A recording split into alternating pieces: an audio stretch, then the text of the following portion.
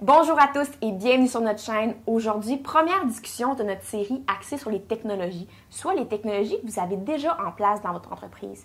Le département TI, le service des ressources informationnelles, le support informatique, l'équipe de programmeurs. Peu importe la forme que cela prend dans votre entreprise, on a toutes des histoires d'opposition entre les responsables des technologies, de l'information et les différentes fonctions de l'entreprise. Il y a d'un côté les utilisateurs de la technologie, soit l'administration, le directeur de production, les personnes au RH, qui souvent ont l'impression que leurs besoins sont mal compris. De l'autre côté, il y a les initiés aux technologies, soit les experts technologiques, qui eux ont l'impression que les gens ne comprennent pas ce qu'ils font. Ils ont aussi l'impression que les non-initiés ne comprennent pas leur travail. Ils sentent même qu'ils ont de la misère à évaluer adéquatement le temps, l'effort et la gestion que la technologie peut apporter. Est-ce que c'est seulement une impression ou est-ce véritable? On vous en parle dans cette capsule.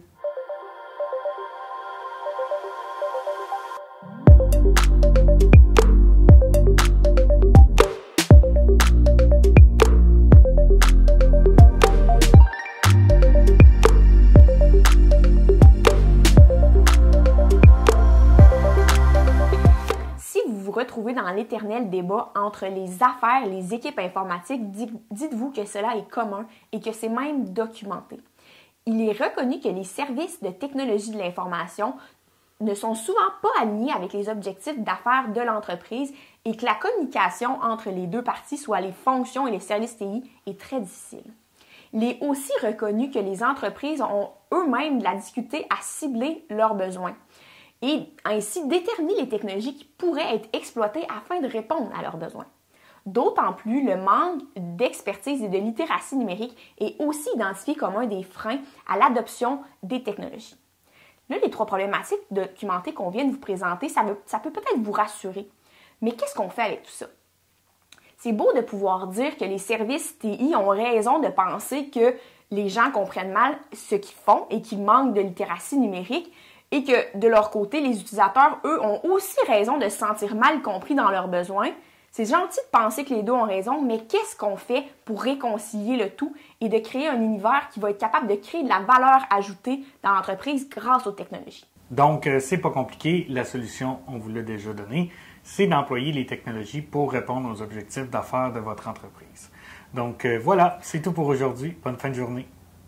Mais non, c'est pas vrai. Si c'était si simple, il n'y en aurait pas de problème. Et il y a plusieurs pistes de solutions qui existent pour aider à accorder ces deux univers-là pour que ça puisse sonner mieux. D'abord, l'analogie peut sembler banale, mais de ramer dans le même sens, c'est un bon début. Et l'objectif de l'entreprise, c'est de réaliser sa mission. Si on a une entreprise, par exemple, qui produit des tondeuses, bien, il faut aller dans le sens de fabriquer des tondeuses.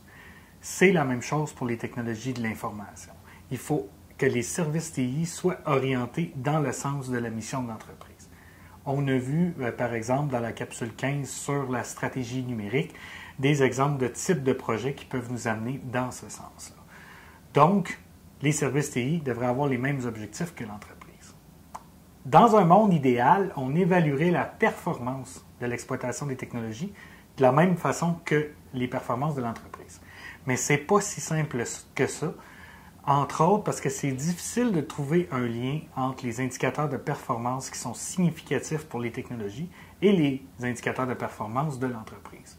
Par exemple, c'est difficile de faire un lien entre le temps requis de reprise après une panne et les résultats financiers de l'entreprise. C'est autant plus difficile de réussir à faire un lien entre la performance de l'entreprise et les actions technologiques qui sont mises en place.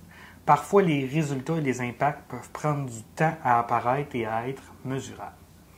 Un exemple de ça peut être de mesurer l'impact d'un système de formation et d'instruction de travail.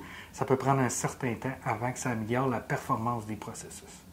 Et ça, c'est sans considérer qu'il y a plein d'autres facteurs qui peuvent venir avoir une influence sur les résultats de l'entreprise. Le défi dans tout ça, c'est de réussir à choisir les projets en fonction de vos objectifs d'affaires, mais de mesurer les performances spécifiques à chaque projet. Il y en a certains, par exemple, qui suggèrent d'utiliser un tableau qui va combiner plusieurs métriques. D'un côté, les métriques d'affaires et de l'autre, les métriques des technologies de l'information. Par exemple, on pourrait avoir, si on revient à notre exemple de système de formation et d'instruction de travail, on pourrait d'un côté mesurer la satisfaction des employés par rapport à la formation et de l'autre aller calculer la quantité de non-qualité liée à des erreurs humaines. Mais là, vous vous dites sûrement, et avec raison, qu'on vous parle uniquement de l'adaptation des services TI envers vos orientations d'affaires, mais il y a aussi d'autres choses à considérer, soit l'inverse, apprendre à s'adapter aux technologies. Les technologies, ça s'entretient, mais il y a un défi supplémentaire à l'entretien des technologies parce qu'il y a une partie en virtuel.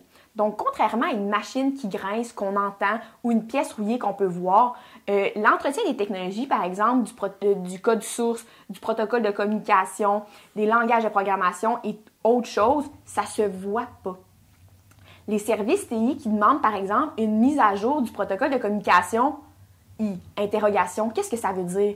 Eh bien, le protocole de communication, c'est difficile à expliquer à un non-initié et comme tout plein d'autres aspects de la technologie, mais ça ne fait pas de ça une chose moins importante à considérer.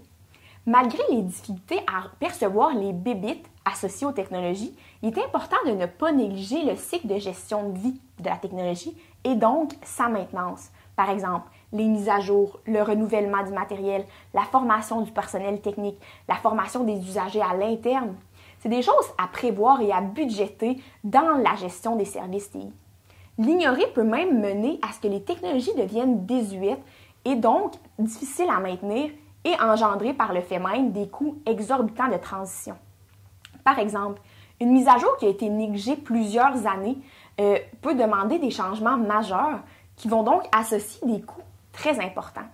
Certains oseront même parler de dette technologique ou de dette technique. Par exemple, un exemple très simple, vos changements d'huile. Si vous les négligez trop longtemps, vous allez rencontrer des problèmes beaucoup plus importants sur votre automobile et donc beaucoup plus coûteux que si vous aviez fait vos changements d'huile à la fréquence désirée. Vous l'avez remarqué, mais on aime ça, faire des liens avec nos capsules précédentes parce qu'on vous l'a dit, on vous l'a assez répété, on est ici pour construire vos bases. Donc, pour aligner et harmoniser le service TI avec l'entreprise, il y a une clé essentielle et on vous l'a déjà fournie et elle fonctionne. La culture du changement et l'importance d'impliquer les gens. C'est une clé essentielle pour concilier les deux univers ensemble, soit les experts et les utilisateurs non initiés. La bonne communication, l'encouragement, la collaboration et les rapprochements, ce sont des moyens pour favoriser la cohésion entre les deux mondes. Avec le temps et au fil de collaboration réussie, la confiance finit par s'installer et aligner les deux mondes ensemble dans la même direction. Est-ce qu'on oublie quelque chose? Ah oui, est-ce qu'on le fait faire à l'interne ou à l'externe? On pourrait faire une série de capsules complètes sur ce sujet-là parce qu'il n'y a pas de réponse absolue. Il y a des avantages et des inconvénients de le faire des deux côtés. Et on n'a pas de meilleure réponse que ça dépend. Et ça peut dépendre de beaucoup de facteurs. Cependant, ça peut être intéressant à ce moment-là de faire affaire avec un consultant ou un partenaire pour vous accompagner, pour vous donner des conseils, pour définir vos besoins, choisir les technologies pour y répondre et déterminer justement si c'est mieux de le faire à l'interne ou à l'externe. Évidemment, de choisir les conseils d'un expert non fournisseur, ça peut être pertinent pour éviter les conflits d'intérêts. D'ailleurs, il existe plusieurs experts indépendants. Autant que vous êtes expert dans votre domaine, autant qu'il y en a qui sont experts pour vous accompagner dans ce choix-là. Attention, notre capsule, ce n'est pas un cours complet sur les meilleures pratiques de gouvernance en technologie de l'information. On a choisi quelques éléments clés à vous présenter aujourd'hui qui sont un bon point de départ. En résumé, les éléments qu'on vous a présentés, c'est d'orienter les objectifs technologiques vers les objectifs d'affaires de l'entreprise, de mesurer la performance avec chacun des projets technologiques, de prévoir et de budgéter la maintenance des technologies, d'impliquer les employés experts en technologie avec les employés des autres fonctions de l'entreprise et de ne pas hésiter à demander de l'aide pour définir vos besoins et sélectionner vos projets technologiques. C'est déjà ce qui termine notre capsule pour aujourd'hui. On vous dit déjà à la prochaine et on vous invite à vous abonner pour ne rien manquer. Le prochain sujet, c'est un sujet chaud et d'actualité, la cybersécurité, qui est essentiel à considérer lors de l'adoption de nouvelles technologies. À bientôt!